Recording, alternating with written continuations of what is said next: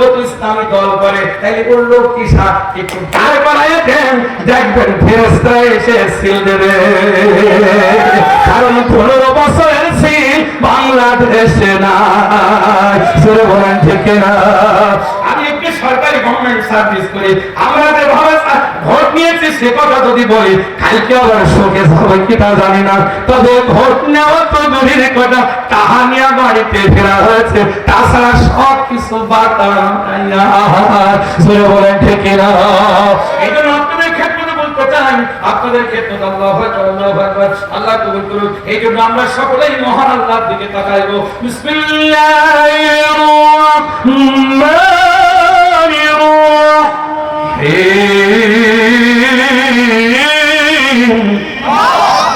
قل إن صلاتي ونسكي ومحياي ومماتي لله رب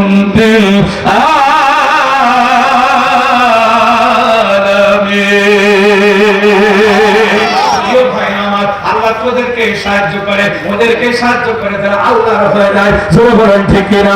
আমার নামাজ, মাই সালাত, মাই স্যাক্রিফাইস, আমার নামাজ, আমার রোজা, আমার হজ, আমার যাকাত পৃথিবীর কারোর জন্য না, একমাত্র তার জন্য, আল্লাহর জন্য।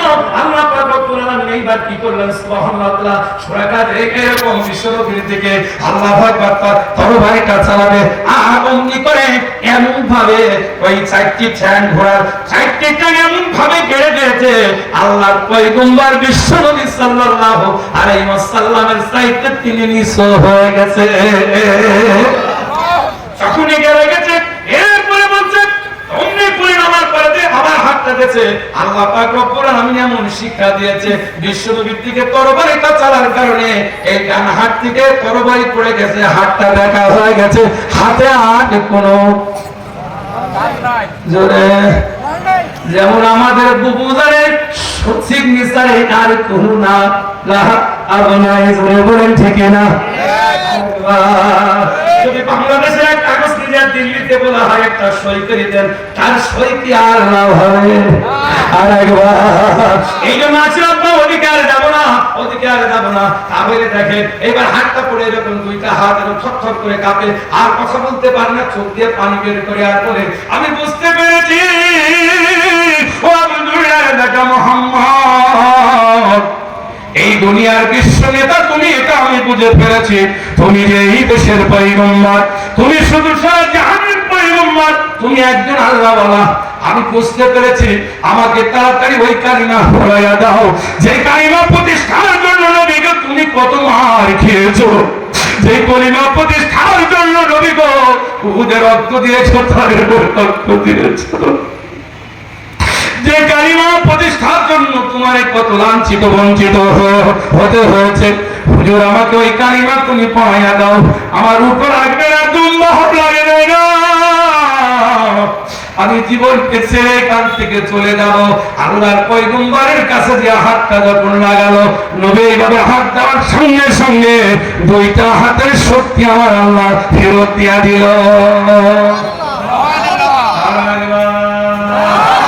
একটু জোরে প্রত্যেকটা জায়গায় বলে সাতক্ষীরার মাটি ইসলামের ঘাটি, সাতক্ষীরার মাটি ইসলামের ঘাটি, যদি কোন জেলায় জিন আর ভূতের লোক থাকে, সাতক্ষীরা একটু মাটি দিয়া তাবিজ বানালে ও জিন ভূত দূর হয়ে যাবে।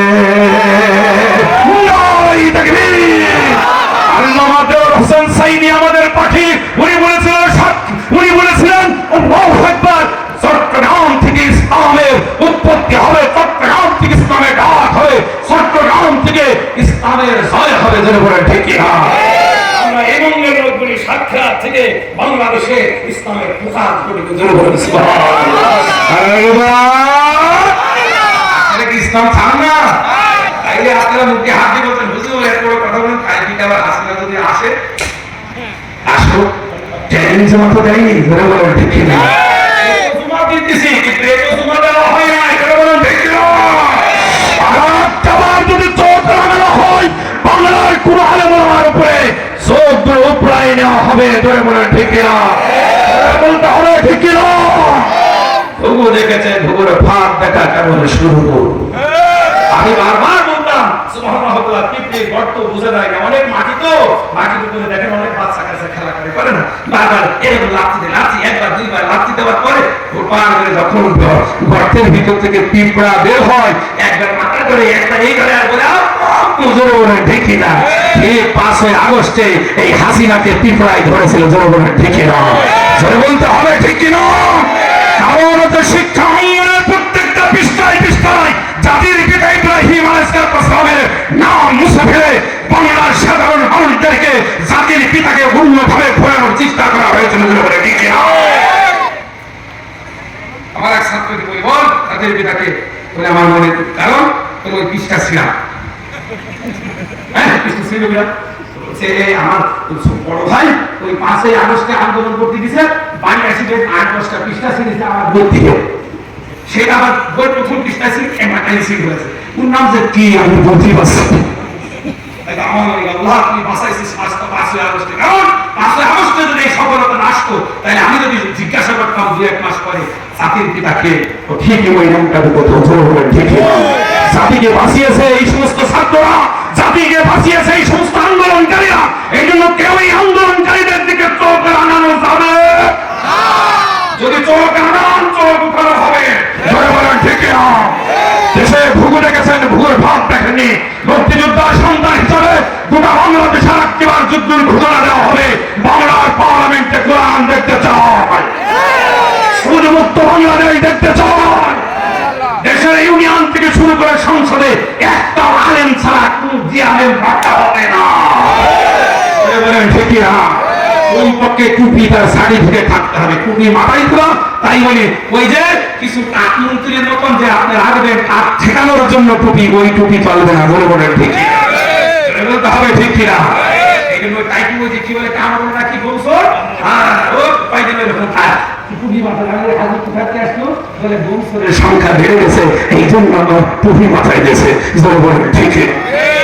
টুপি মাথায় দাও, কোরআন পড়ো, হাদিস পড়ো, টুপি মাথায় দাও, তোমার একখান সমর্থন করবো, যদি না দাও আমরা নামাজি ব্যক্তি ছাড়া, আল্লাহওয়ালা ব্যক্তি ছাড়া, কোরআন পড়া ব্যক্তি